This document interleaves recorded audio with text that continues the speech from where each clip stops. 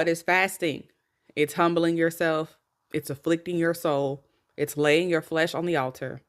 By biblical definition, it's abstaining from food or drink, or food and drink. It's turning down your plate. So when you lay something on the altar, that's a sacrifice. Therefore, your sacrifice should cost you something.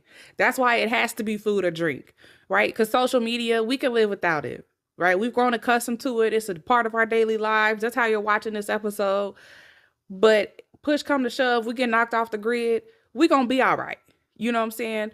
We distracted by this and that and the TV and the movies and the shows and, we're distracted by life. Okay, all those things get wiped out. We gonna be all right. But food,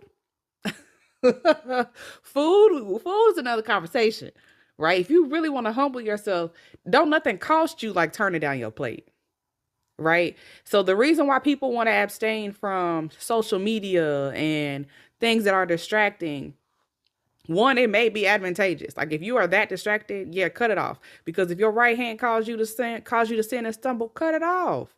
If your eye calls you to sin and causes you to stumble, pluck it out. Right? Because that's the word. So it may be advantageous to cold turkey, radio silence those things, right?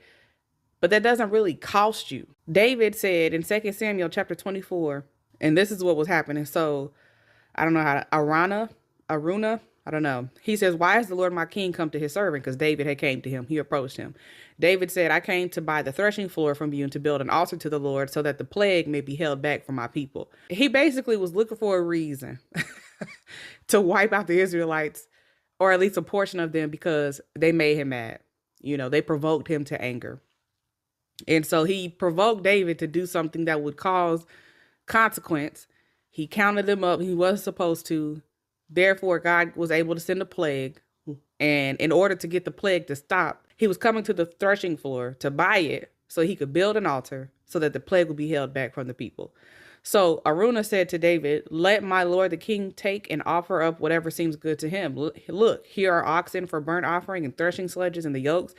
Here's everything you need. Okay? The threshing floor, the animals, the tools to do it, everything you need. Here it is at your disposal. Free 99. He said, all of this, O king, Aruna or Arana, I don't know. Arana gives to the king. And Arana said to the king, may the Lord your God be favorable to you. But the king, David, said to Arana, no, but I will certainly buy it from you for a price. I will not offer burnt offerings to the Lord my God, which cost me nothing. So David purchased